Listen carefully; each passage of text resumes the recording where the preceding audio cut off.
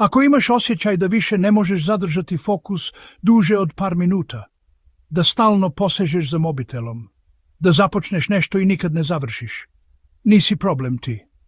Problem je što živiš u svijetu koji je dizajniran da ti uništi fokus.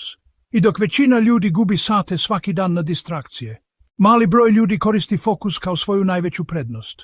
1. Tvoja pažnja je proizvod. Danas više nisi samo korisnik interneta. Ti si proizvod. Tvoja pažnja se prodaje. Svaka aplikacija koju koristiš ima jedan cilj, zadržati te što duže. Notifikacije, beskonačni scroll, kratki videi, to nije slučajno, to je dizajnirano. Primjer, uzmeš mobitel na sekundu, vidiš jednu notifikaciju, klikneš i odnom prođe 20 do 30 minuta i više se ni ne sjećaš zašto si uzeo mobitel. To nije slabost. To je sistem koji radi protiv tebe. 2. Mozak se prilagođava distrakciji. Mozak je nevjerojatno prilagodljiv, ali to nije uvijek dobra stvar. Ono što radiš često postaje tvoje normalno stanje. Ako stalno scrollaš, prekidaš rad, skačeš s jedne stvari na drugu, treniraš mozak da ne može zadržati fokus. Primjer, pokušaš raditi nešto važno. Nakon 2 do 3 minute osjetiš nemir, potrebu da provjeriš mobitel. To nije zato što si lijen, to je zato što si trenirao mozak na distrakciju i sada traži dopamin. 3. Dopamin te drži zarobljenim. Svaka distrakcija daje mali hit dopamina. Notifikacija, nagrada, lajkera, nagrada. Nova informacija, nagrada. I mozak to pamti. Problem? Stvari ne daje instant nagradu. Primjer, rad na projektu spor, težak bez instant zadovoljstva. Scrollanje brzo, lako, stalno novo. Mozak bira lakši put. I zato gubiš fokus. 4. Multitasking uništava performance.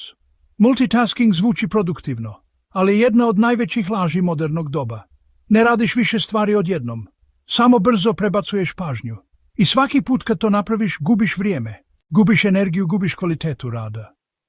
Primjer, radiš nešto 10 minuta, prekine te notifikacije, odgovoriš, vratiš se nazad. Ali treba ti 5 do 10 minuta da opet uđeš u fokus. Sada zamisli da to radiš 20 puta dnevno. Na kraju dana umoran si, a nema rezultata. Fokus je vještina koja se trenira. Dobra vijest, fokus nije talent, fokus je vještina. I može se izgraditi, ali ne kroz motivaciju, nego kroz strukturu. Praktično, radi u blokovima 30 do 60 minuta bez prekida. Jedan zadatak u isto vrijeme, jasan cilj prije početka.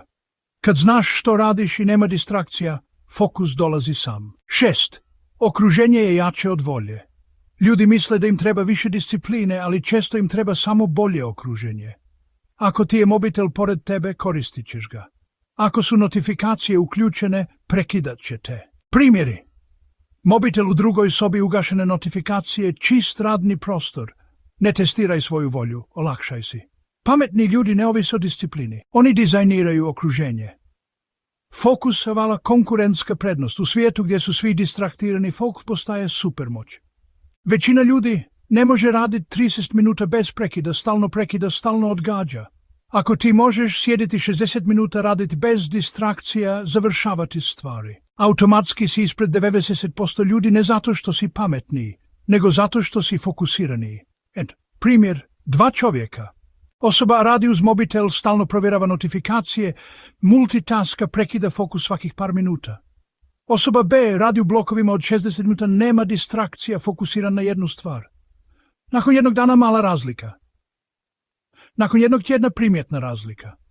Nakon jednog mjeseca ogromna razlika. Osoba B napravi 2 do 3 puta više posla, ima više slobodnog vremena i manje stresa. Osoba A stalno zauzeta, ali bez rezultata. 5. Zaključak. Fokus nije nešto što imaš ili nemaš.